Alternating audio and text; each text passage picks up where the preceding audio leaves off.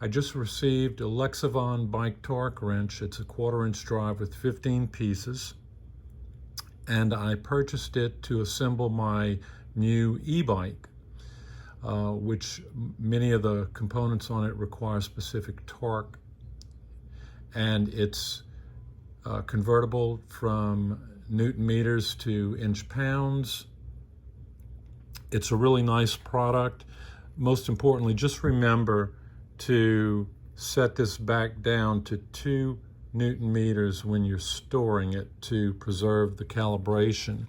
It comes with a 1/4-inch adapter and a 3-inch extension with H and T bits and a really succinct instruction manual and a certificate of calibration, which is nice to have.